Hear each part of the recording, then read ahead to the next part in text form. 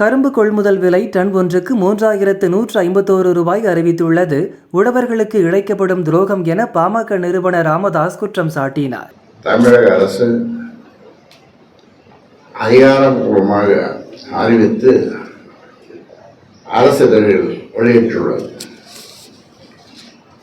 9.5 விழுக்காடு அல்லது அதற்கும் குறைவாக சர்க்கரை திறன் உள்ள கரும்புகளுக்கு டன்னுக்கு ரூபாய் 3151 வீதம் கொள்முதல் விலை வழங்கப்படும் என்று தமிழக அரசு அறிவித்திருக்கிறது.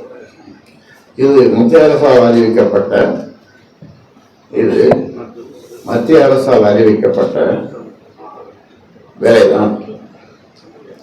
இந்த விலை உழவர்களுக்கு எந்த வகையிலும் போதாது. ஒரு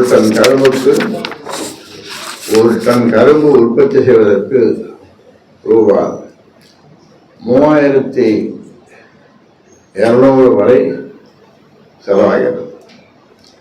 அதனுடன் 50 விழுக்காடு லாபம் மற்றும் போக்குவரத்து செலவு சேர்த்து டன்னுக்கு ரூபாய் 5000 வழங்க வேண்டும் என்பதுதான் பாட்டாளி மக்கள் கட்சியின் கோரிக்கை.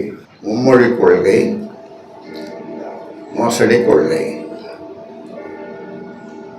இருமொழி கொள்கை, ஏமாற்றுக் கொள்கை, ஒரு மொழி கொள்கை, உன்னத கொள்கை,